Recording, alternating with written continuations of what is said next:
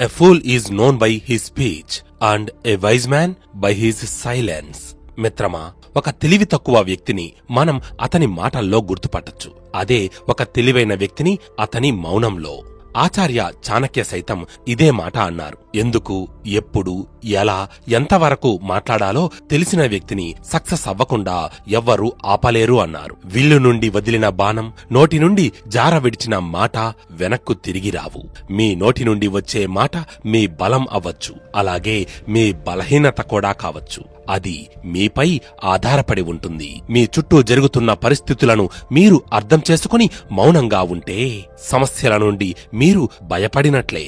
కానీ చాలా మంది మహానుభావులు, గొప్ప రాజులు కూడా నీకు అవసరం లేని చోట మౌనంగానే ఉండు అని చెప్పారు. మిత్రమా, మనకంటే ముందు సక్సెస్ అయిన వారందరికీ ఎప్పుడు, ఎక్కడ, ఎలా మాట్లాడాలో బాగా తెలుసు. అందుకే ఇప్పుడు ఈ క్షణం మనం 6 బెనిఫిట్స్ ఆఫ్ సైలెన్స్ గురించి చెప్పుకోబోతున్నాం.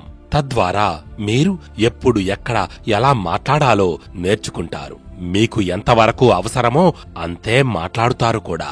ముందుగా number 1, silence makes opponent confused.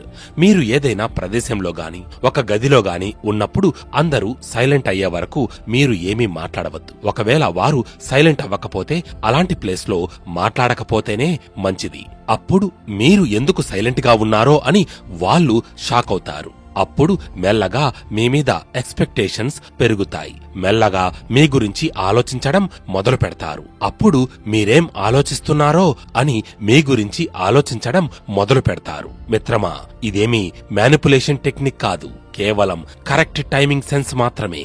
ఎప్పుడైతే అందరూ సైలెంట్ అవుతారో అప్పుడు మాట్లాడడం మొదలుపెట్టు. అప్పుడు నీ ఒక్కో మాట చాలా ఇంపాక్ట్ తో వాళ్ళ చెవిలో పడుతుంది. ద గ్రేటెస్ట్ వారియర్ సున్ త్జు అతని సైలెన్స్ పవర్ తో వేల మంది శత్రువులను ఓడించాడు. కొన్నిసార్లైతే శత్రువులను తన సైలెన్స్ తో డీప్ థింకింగ్ లో పడేసేవాడు. ఎప్పుడైతే మీరు సైలెంట్ గా ఉంటారో అప్పుడు మీరు మీ శత్రువులను అన్కంఫర్టబుల్ గా ఉండేలా చేస్తారు. అప్పుడు వాళ్ళు కేవలం మీ గురించి మాత్రమే ఆలోచిస్తారు. నువ్వేం ప్లాన్ చేశావు, నీ నెక్స్ట్ మూవ్ ఏంటి అని. ఇలా వారు నీ గురించి ఆలోచిస్తూ వాళ్ళ గోల్ నుండి కాన్సంట్రేషన్ పోగొట్టుకుంటారు. అప్పుడు నీవే గెలుస్తావు. సున్ త్జు ఏమన్నారో తెలుసా? He will win who knows when to speak and how to speak. Number 2, silence builds laser focus. బుద్ధుడు ఏమంటాడంటే, మీ నోటి నుండి వచ్చే మాటను ఈ 3 ప్రశ్నలు వేసుకుని మాట్లాడండి అని. 1, మీరు మాట్లాడే మాట విలువైనదేనా? 2, మీరు మాట్లాడే విషయం ఇప్పుడు అవసరమా? 3, మీరు మాట్లాడే మాట వల్ల ఏమైనా ఉపయోగం ఉందా? లేదా మీ మాటను ఒక చెవి నుండి విని ఇంకో చెవి నుండి వదిలేస్తారా అని. ఈ 3 ముఖ్యమైన ప్రశ్నలకు సమాధానం ఎక్కడో దొరకదు, కేవలం మీరు సైలెంట్ గా ఉన్నప్పుడు మాత్రమే దొరుకుతుంది. ఈ ప్రశ్నల వల్ల మీ నోటి నుండి వచ్చే మాటకు విలువ పెరుగుతుంది. అప్పుడు సైలెన్స్ అండ్ ఫోకస్ 2 ఒకేసారి కలిసి వస్తాయి.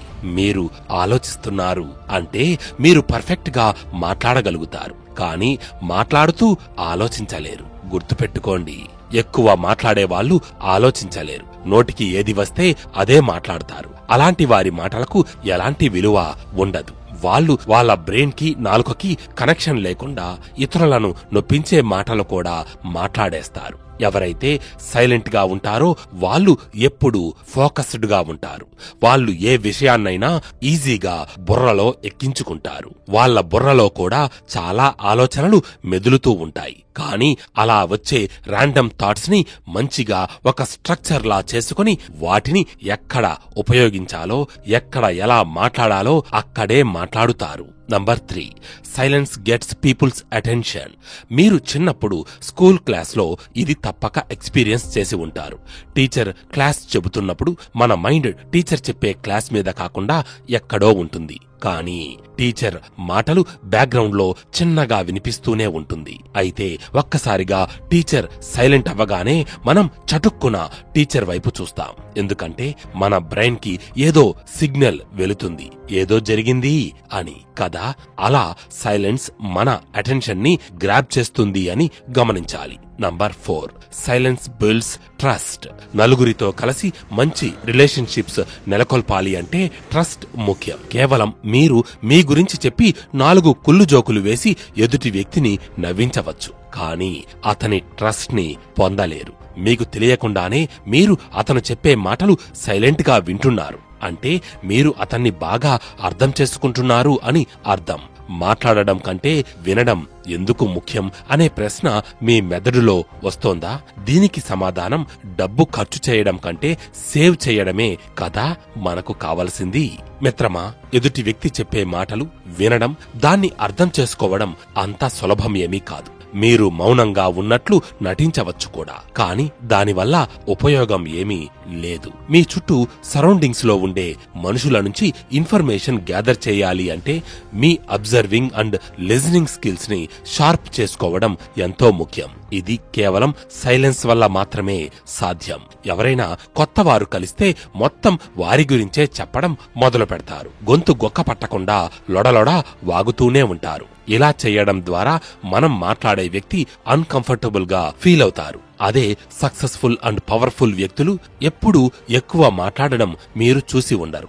వాళ్ళు ఎక్కువ ఎదుటి వ్యక్తులను ప్రశ్నలు వేస్తూ ఉంటారు. వాళ్ళు ఎక్కువ మాట్లాడడం కంటే వినడానికే ఆసక్తి చూపిస్తారు. మీరు ఎప్పుడైతే ఎదుటివారు మాట్లాడుతుంటే మౌనంగా వింటారో అది వాళ్లకు మీరు వారి మాటలకు చాలా వాల్యూ ఇస్తున్నట్లు అనిపిస్తుంది. ఇలా మీ ఇద్దరి మధ్య ట్రస్ట్ ఏర్పడేలా చేస్తుంది కూడా. Number 5, silence builds strength. మనలో చాలా మందికి సైలెంట్ గా ఉండడం అస్సలు ఇష్టం ఉండదు. ఎందుకంటే సైలెన్స్ ని లోన్లీనెస్ గా చూస్తారు. జనం ఎప్పుడూ మనల్ని చూడాలి, నలుగురి మధ్యలో గుర్తించాలి అని అందరికీ ఉంటుంది. అందుకే సైలెంట్ గా ఉండడానికి ఇష్టపడరు. ఒకవేళ మనం సైలెంట్ గా ఉంటే అతనికి మన వీక్నెస్లు తెలిసిపోతాయేమో అని మన మంచి విషయాలు అన్నీ చెప్పి చెడు విషయాలు దాచేస్తుంటాం. ఎందుకంటే మనందరికీ తెలుసు మనం పర్ఫెక్ట్ కాదు అని. కానీ ఇలాంటి ఫేక్ లైఫ్ ని బ్రతుకుతూ ఇంకా లోపలే వీక్ అవుతూ ఉంటాం. సైలెన్స్ మన జీవితంలో ఒక అద్దంలా పనిచేస్తుంది. మనం ఎప్పుడైతే శాంతంగా ఉంటామో అప్పుడు మన లోపలి అంతరాత్మతో మాట్లాడడం మొదలు పెడతాం. Number 6, silence helps to negotiate. నువ్వు ఎప్పుడైతే ఎదుటివారి ముందు సైలెంట్ గా ఉంటావో అప్పుడు నీ బలాలు అలాగే బలహీనతలు రెండు సీక్రెట్ గా ఉంటాయి. అప్పుడు మీ శత్రువులు మిమ్మల్ని ఏమీ చెయ్యలేరు. అప్పుడు అందరి మదిలో ఒకటే ప్రశ్న, ఈ సైలెంట్ పర్సనాలిటీ వెనుక ఎలాంటి వ్యక్తి దాగి ఉన్నాడో అని. ఇలాంటి మిస్టరీ పర్సనాలిటీతో ఉన్న మిమ్మల్ని కోరుకునేవారు ఎన్నడూ వదులుకోరు. మీ శత్రువులు మీపై అటాక్ చేయాలి అన్నా 1-2 సార్లు ఆలోచిస్తారు. మిత్రమా, సపోజ్ మీరు ఒక జాబ్ ఇంటర్వ్యూకు వెళ్లారు అనుకుందాం. సరిగ్గా శాలరీ మ్యాటర్ వచ్చేసరికి కంపెనీ వాళ్ళు ఒక శాలరీ అమౌంట్ ఆఫర్ చేశారు అనుకుందాం. మీకు వాళ్ళు ఇచ్చే శాలరీ కంటే ఎక్కువ కావాలి అనుకుందాం. కానీ మీరు ఒక్కసారిగా మీ జవాబు చెప్పకండి. కొంచెం సేపు సైలెంట్ గా ఉండండి. అన్కంఫర్టబుల్ సైలెన్స్ ఎవరికి ఇష్టం ఉండదు. కాబట్టి కంపెనీ వాళ్ళు ఈ మ్యాటర్ ని ఎంత త్వరగా అయితే అంత త్వరగా ఫినిష్ చేద్దామనుకుంటారు. కాబట్టి వారు మీకు ఏదో హింట్ లాంటిది వారికి తెలియకుండానే ఇచ్చేస్తారు. దాని ద్వారా మీరు ఎక్కువ శాలరీ డిమాండ్ చెయ్యవచ్చు. అందుకే సైలెన్స్ ఈజ్ సో పవర్ఫుల్.